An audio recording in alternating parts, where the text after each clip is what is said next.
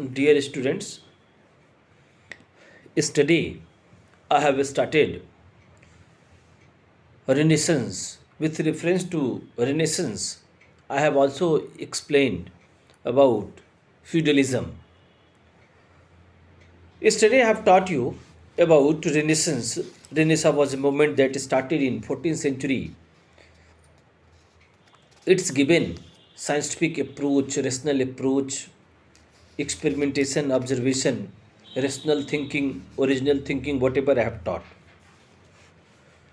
Before starting the causes that led to the Renaissance, I would like to explain about the main characteristics, main features of Renaissance, and then after I'll explain about the all causes of the Renaissance. Basically, in medieval Europe, people were living in the grip of religion, means all guideline of society will be given by had been given by pope and church, and people had accepted the all guidelines given by pope and church. And but after quite long period of time, earlier Roman Catholic Church was very holy church, but after quite long period of times many drawbacks came to existence. Unnecessary pope and church imposed lot of tax on common people, and people were facing problem. What happened in 1453? Byzantine Empire, yesterday I have discussed that Roman Empire very well developed empire, but after some times, after quite long period of time, decline came to existence, and mighty Roman Empire weakened, and it was divided. Yesterday I have taught, dear student, it was divided between two part. First one eastern one, and second one western one. And I have also taught that Byzantine Empire, very well developed empire, well established empire, but continuous attacks taken place by Turks, by barbarians, and after that this empire weakened. And when finally Turks dominated Byzantine Empire, and they captured the capital of Byzantine Empire named Constantinople. And after that, what happened? Started killing two innocent people. Dear students, I have taught you that Constantinople was the main center of literary people, meaning many intellectuals were living in respective capital. I think you know the capital of any nation will be very, very special place, and basically intellectuals were living there, and in that era, so it was very safe zone, and king and queen given patronage to respective persons. That's why they resides there, nearest the palace or king, whatever. When Turks attacked on Byzantine Empire, after that, what happened? Literary people left that place and went to Italy. Italy was also main center of literary people, and after that, when gathering of intellectuals will be there, so definitely discussion is started, and after that, rational approach came to existence, observation came to existence, and a new era came to existence. That era is known as the era of reason. Dear students, now I am going to explain about the causes. So only one cause is not sufficient, that I'll tell you.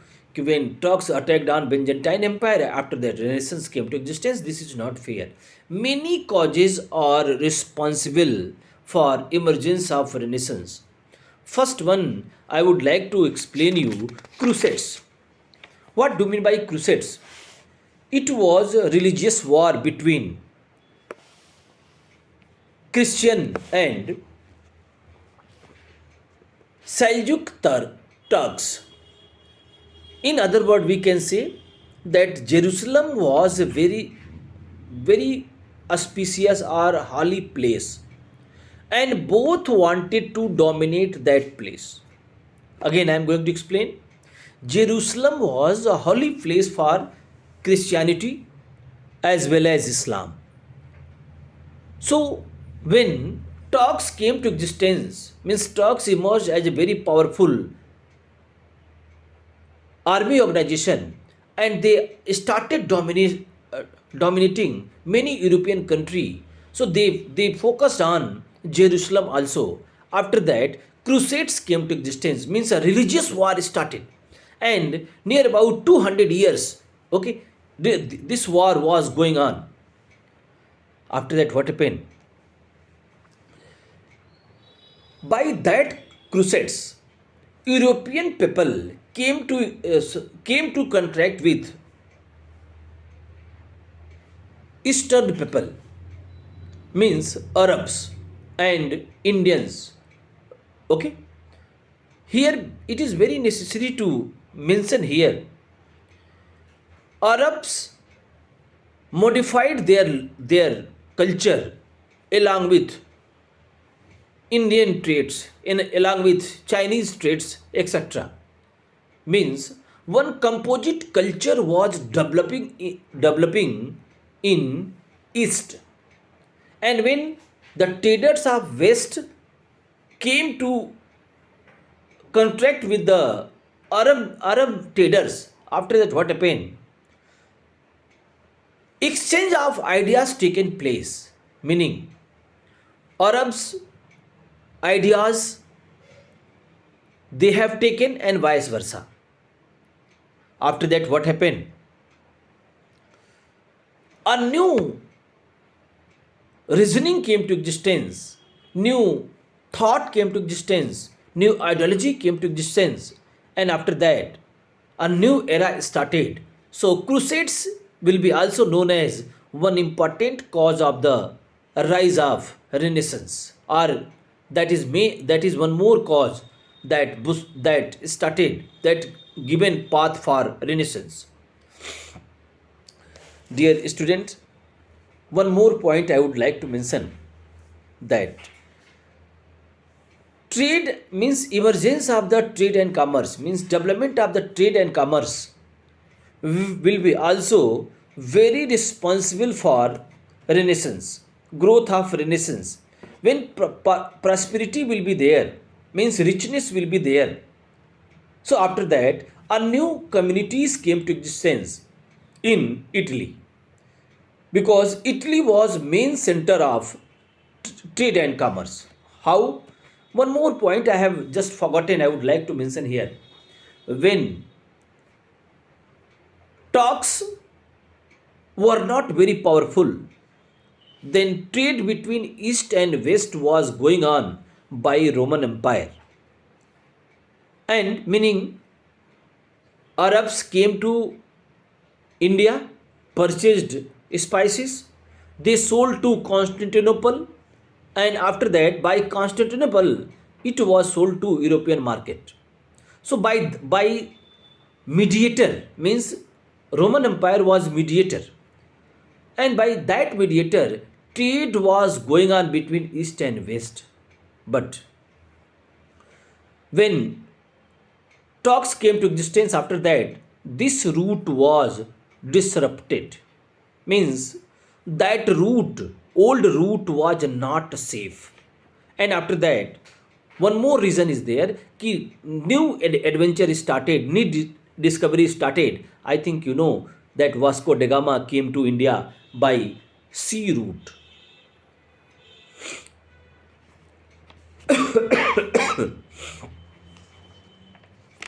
Now, by gradual process, innovations taken place in each and every field. Rational approach came to existence, experimentation came to existence, observation came to existence. Due to trade and commerce, in Some European cities emerged as a international trade centers like Venice, Milan, Florence, Angleberg, and Nuremberg. And many traders were gathering that place, means coming and going by this one. After that, what happened? Exchange of ideas taken place, and they have got free atmosphere. By in free atmosphere, what will be happening? Freedom of thought came to existence. After that, original thinking came to existence, and after that, rational thinking also came to existence. One more interesting point is there. When trade and commerce will be developed, so one respective group will be coming. That group was known as traders. And by trading one, they had got enormous money. Mean their economic position was very high level position. Means they had enormous money. And after that, these traders patronized many literary people, many authors. After that, what happened? Many people started writing again. Why I am telling this one? Earlier, when Byzantine Empire was existed, so that Byzantine Empire given patronage to literary people. But when Turks attacked on Byzantine Empire, after that they were facing problem. When they went to Italy, again this rich group given patronage to them, and after that again many new books came to existence, and after that people were getting lot of literary literary books, and those books were very very important books. One more very important point I would like to teach mention here, that is very important. How many literary people were there? They used to write by hand, so their creation were not very cheap. Means any person having lot of money, that person can purchase. A common people not able to purchase them. And more books one writer okay, by hand one he can't write. Okay, one historical change taken place in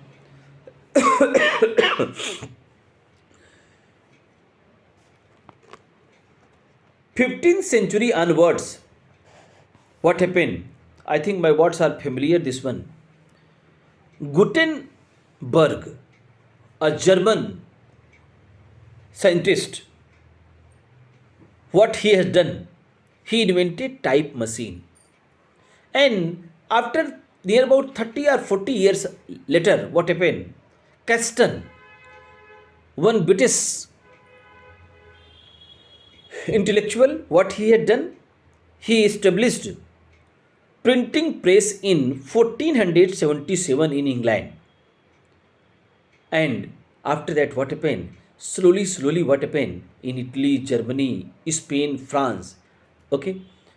Printing press established, and use of printing press taken place. After that, revolutionary change taken place. By printing press, books were easily available, and books were not very costly also, and that made a very bright path for renaissance, and people started reading books. Some data I would like to mention here. Before 15th century, one data I am going to explain, please mention, please pay attention. In Europe, total 1 lakhs manuscripts were available. But after invention of the printing press, this data increased and reached till 90 lakhs. And one more point I would like to mention, Erasmus. is known as king of humanism. When his book was published, on his spot what happened? 2500 set of books has been purchased by common people. Dear students, now I am going to end my lesson today, and next day I'll come along with one more video, and that will be also very important video for Renaissance. Thank you.